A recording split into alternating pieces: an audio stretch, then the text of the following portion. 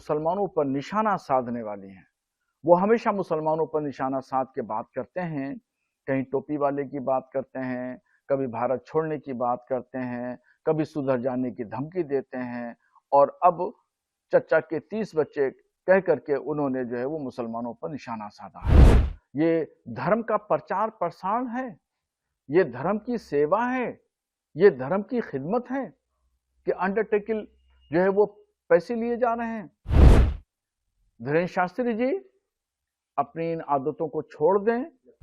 बागेश्वर धाम के बाबा पंडित धीरेन्द्र शास्त्री जी कहते हैं कि मुसलमानों के 30-30 बच्चे होते हैं, हिंदुओं को भी ज्यादा बच्चे पैदा करना चाहिए। और वो भी कहते हैं कि जिस दिन तिरंगे में चांद आ जाएगा उस दिन भारत का क्या हाल होगा, वगैरह वगैरह। इस तरह की बहुत सारी बातें उन्होंने अपने तकरीर में कही हैं, और ये सारी बातें हेट स्पीच के दायरे में आती हैं और बहुसंख्यक लोगों को भड़काने वाली हैं, उकसाने वाली हैं, और वो मुसलमानों पर निशाना साधने वाली हैं।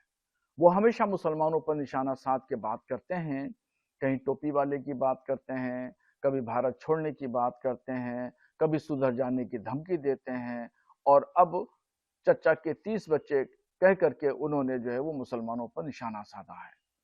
एक धर्मगुरु को इस तरह की बातें नहीं करना चाहिए और भयभीत करने से बचना चाहिए। क्या दुनिया नहीं जानती है उनके बारे में? क्या लोगों ने अखिलेश यादव का बयान नहीं सुना? कि अखिलेश यादव ने खुद कहा था उनके बारे में कि अंडर टेबल 15-15, 14-14 लाख रुपया वो लेते हैं एक कथा के लिए। ये क्या है? किस तरीके से लोगों की आंखों में धूल झोंकी जा रही है? ये धर्म का प्रचार प्रसार है, ये धर्म की सेवा है, ये धर्म की खिदमत है कि अंडरटेकिंग जो है वो पैसे लिए जा रहे हैं, कथा कहने के लिए पैसे तय किए जा रहे हैं। ये कौन सी धर्म सेवा है?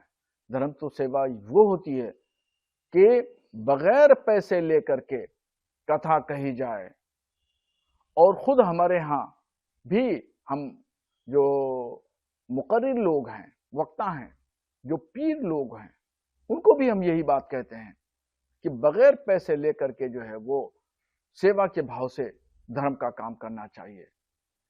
धीरेन्द्र शास्त्री जी अपनी इन आदतों को छोड़ दें, और वो उनकी जो जिंदगी है, वो उनकी लाइफ अगर आप देखें तो कारपोरेट अंदाज की लाइफ है, शानदार लाइफ जीते हैं। और ये जिंदगी जो है वो धर्मगुरुओं की नहीं इस तरह की होती है। कारपोरेट जिंदगी धर्मगुरु की नहीं होती है।